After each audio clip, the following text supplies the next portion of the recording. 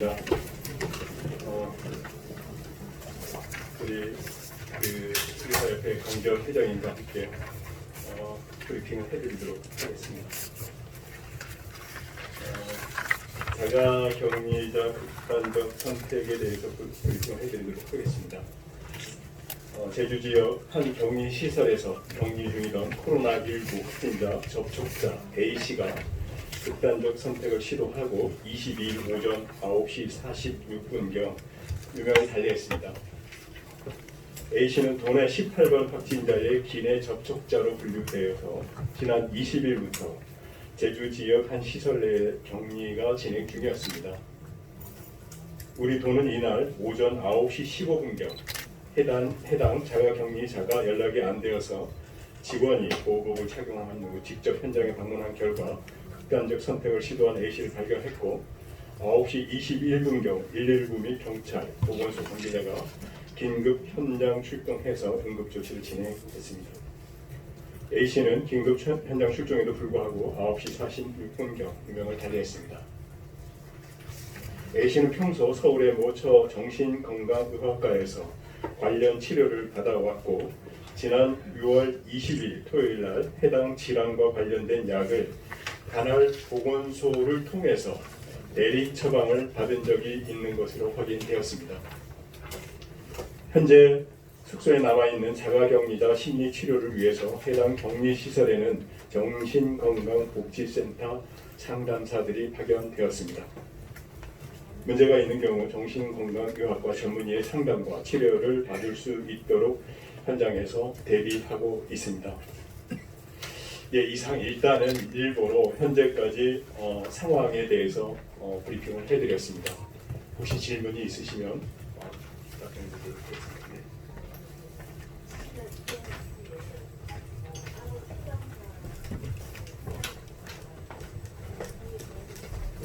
정신건강 치료약은 무슨 우울증인가요? 그런 사실은 사실 본인이 얘기하지 않으면 모르는 상황이니까요.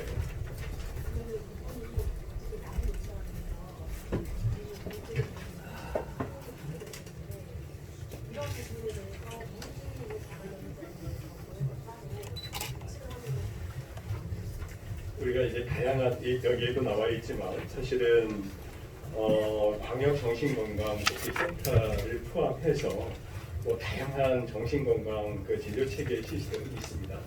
그런데 이제 이번 같은 경우는 아마 이제 추정컨대 관광을 지인과 오신 상황이고, 그래서 이런 상황을 저희가 인지할 수 있는 그런 기회랄까 그런 사실은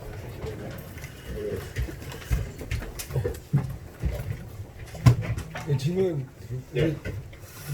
이게 정신건강 관련 치료약은 우울증이죠. 우려했던 것 같아요. 약을 좀 파악해봤는데요. 파악을 해봤는데 드시고 있는 약은 공황장애 치료를 하고 있는 공황장애 치료제하고 또 이제 공황장애가 있을 경우에 보통은 이제 우울증이 같이 오거든요. 그래서 우울증 약하고 이제 불면증 이런 종류의 약을 복용하고 있는 것으로 파악된 거였습니다. 그런 사실을 A 씨가 도에 얘기를 했습니까? 격리 전에?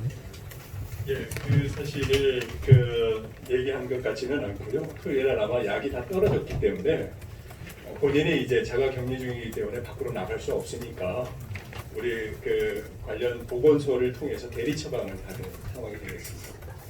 토요일 격리된 다음에 처방받았나요? 잠깐만요. 네, 그랬을 수 있습니다.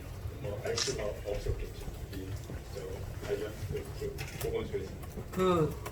토요일 격리된 이후에 약을 어쨌든 처방을 받은. 그렇습니다. 어쨌든 사전이든 사후든 도에서 보건당국에서 공황장애와 우울증 증상이 있다는 것을 알게 됐잖아요. 그래서 대리 처방 요청했기 때문에 대리 처방 이외에 A 씨에 대한 조치는 없었던 이유는 뭔가요? 예를 들어서 그렇다면 그좀 격리 시설에 있는 게 괜찮은지를 혹시 또 따져볼 필요가 있었지 않았나 싶어서요. 공황장애 약 처방을 받았으면 네네. 그에 어떤 조치가 예, 그에 있어야 따른 된다는 조치는 약 처방 외에 없었나요? 이 사람이 A 씨가 공황장애하고 그- 우울증이 있었다는 걸 알게 된 후에 지금 예. 그 이분이 지인과 함께 왔고요. 네네. 본인이 이제 지인 바로 옆방에 같이 이렇게 방을 좀 부탁을 한 것으로 알고 있고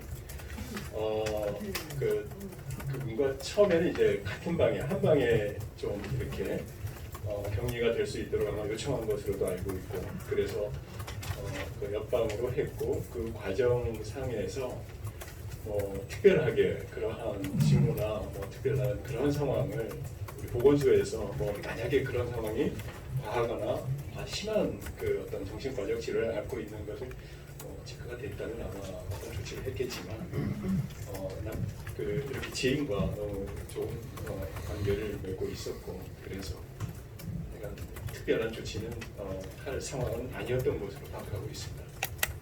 그쪽에서 지금 그 A 씨가 한 방에서 사용하자고 했는데도 이제 그 격리가 된 거잖아요. 네, 저기 각 방으로. 네. 그게 지금 A 씨가 이쪽에 격리된 게 몇 시고 복용 약을 처방받고 이제 접수한 건 몇 시쯤 됐죠? 일단 토요일 날 처방을 받은 것으로 돼 있는데 그 관련 동부보건소를 통해서 한번 처방 시간을 확인해 드렸습니다. 근데 이렇게 심각한 상황일 것 같은데 지금 여러 가지 네, 지금 현장에 그 관계 보건소나 다 나가 있기 때문에 아니 이런 그 여러 가지 지금 아까 우리 저기 회장님 말씀하신 것처럼 여러 가지 상황이 복합적인 환자인 것 같은데 처방을 다른 조치를 안 했다는 게 격리한 이후에 상당히 심리적으로 불안했을 텐데.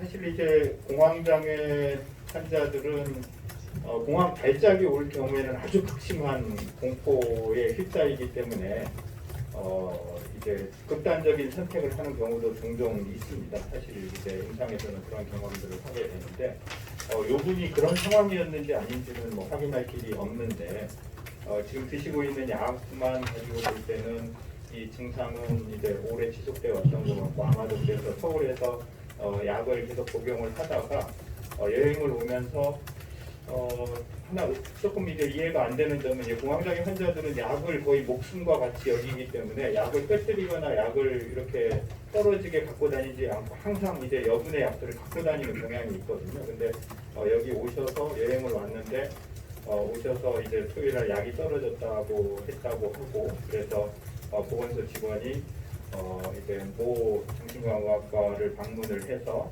거기서 이제 대리 처방을 받아서 기존에 먹던 약을 그대로 이렇게 처방을 받아서 전달을 한 걸로 이제 파악을 하고 있습니다. 이제 사실 이런 일들은 이제 참 이제 불행한 일이긴 한데 지금 이제 대한신경정신의학회에서도 계속해서 경고를 하고 있는 문제들인데 이 코로나 문제가 중에도 이런 일이 발생할 수 있지만 사실은 이 코로나가 어느 정도 지나가고 나면 이제 쓰나미 같이 밀려올 수 있는 문제가 이러한 이제 자살의 문제라든지 정신건강의 문제들입니다. 지금은 경제적인 문제 또는 신체적인 문제, 당장 이제 시설에 또는 이제 병원에 입원하고 격리돼야 되는 문제들이 큰 문제로 앞에 놓여 있지만, 이게 어느 정도 지나가고 나면 우리 사회에 자살의 문제가 굉장히 크게 다가올 가능성이 있어서 대한신경정신의학회에서는 그거에 대한 경고와 대비들을 하고 있는 상황이고요. 우리 지역사회에서도 그런 거에 대한 준비들을 해야만 더 큰 불행들을 막을 수 있지 않을까 하는 게 이제 정신건강의학과 전문의로서의 소견입니다. 국장님, 그 시설 관리는 어떤 식으로 되나요? 그러니까 뭐 몇 명이 뭐 심사를 한다거나 아니면 아까 그 원래 통화를 보니까 장관님께서 통화를 하시는 것 같은데 이 통화가 막 하루 한 번인 건지 하루에 2번 그 발열 상태나 유증상 상태를 이제 확인하게 됩니다. 그리고 뭐 그 외에 뭐 여러 가지 특이한 사항이나 불편한 사항이 있으면 점검을 하게 됩니다. 뭐 전담적으로 한 분이 그냥 통화하는 방식으로 되나요? 통화로 예 보통은 그렇게 하고요. 또 상황이 뭐 이렇게 방문 상황이 되면 또 방문도 하고 그렇습니다. 근데 이제 밀접 접촉 자체가 사실은 제한적이기 때문에 쉬운 상황은 아닙니다. 혹시 뭐 유족들로부터 뭐 연락을 취하거나 받은 적이 있나요? 지금 그 상황은 지금 계속 아마 전개는 되고 있을 겁니다. 그래서 아니 제가 되고 있을 겁니다가 아니고 받은 적이 있느냐고. 지금 저한테 네. 통보가 된 상황은 없는데 동부보건소와 제주보건소가 이렇게 이관되면서 지금 그것은 아마 진행하고 있는 것으로 알고 있습니다.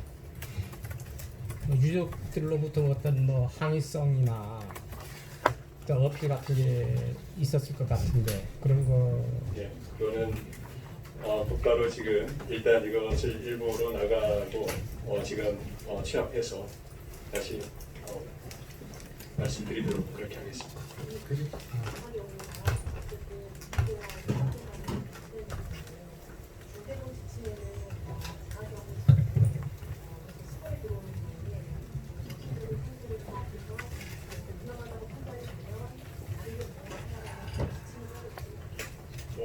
그 정신건강복지센터 등을 통해서 심리 정서 지원 같은 것은 충분히 할 수 있도록 하고 있습니다.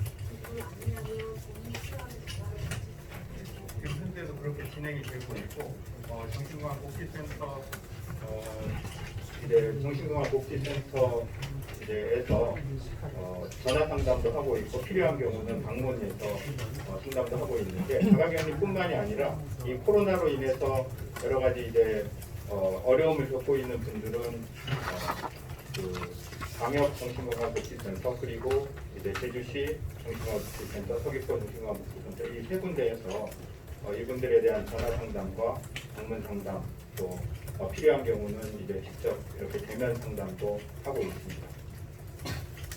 요즘은 소변의 질병을 확인하는 정책은 없나요?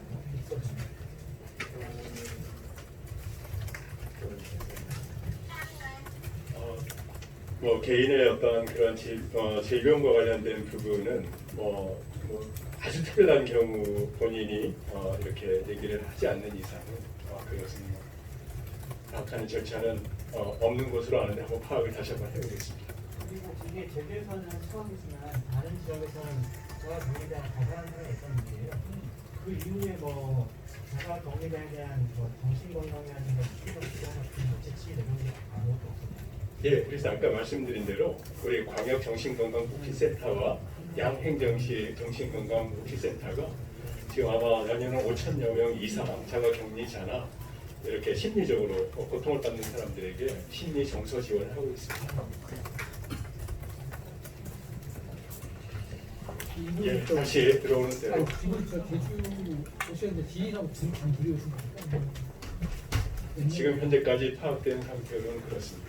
그 어느 지역에서 오셨고 그다음에 한국 분이 지금 방글라데시 확진자 세 분이 탄지 부평으로 확인되는데 어떤 행정적 이용에서 현명을 말씀드리긴 좀 그렇고요. 서울에서 왔습니다. 주로 소지도 서울 일단 예, 거주하는 곳은 서울로 되어 있습니다. 지금 발견은 직원분이 하신 게 맞는 거죠? 그 전화를 안 받아서 뭐 확인하기 위해서. 네, 그 전 과정은 뭐 지인이 전화도 이렇게 하는 뭐 지인이 과정도 전화를 있었고, 하고. 네, 네, 그러니까 지인이 전화를 했는데 안 받으니까 직원에게 연락을 했고 그렇습니다. 직원이 다시 확인하는 네, 과정에서. 그렇습니다. 지인이 저기 당에서 나와서 그 방문 밖에서 본 건 아닌 거죠? 그 방문 밖에서 받는지 안 받는지는 제가 잘 모르겠지만 한번 확인을 해보도록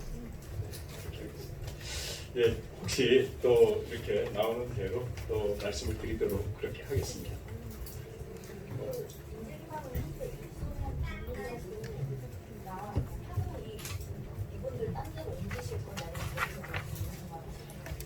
지금 한 20여 분 정도 있는데요. 아까 강기현 회장님 말씀대로 빨리 이제 아마 심리적인 충격이나 정신적인 건강 문제가 유발될 가능성이 있기 때문에 현장에 지금 빨리 파견해서 그것을 전부 지금 파악을 하고 그래서 조금 더 이렇게 좀 중증도인 사람은 전문 의사 선생님께 직접 연결하는 체계를 지금 갖추고 있습니다. 다른 곳으로 이동할 계획은 없으시나요? 그런 상황도 고려하고 있다는 말씀입니다. 네, 특히 뭐 지인 같은 경우나 이런 분들은 아무래도 좀 그럴 수 있기 때문에 고려하고 있다는 말씀입니다. 이제 그래서 다시 특이한 사항이 이렇게 나오면 말씀드리겠습니다.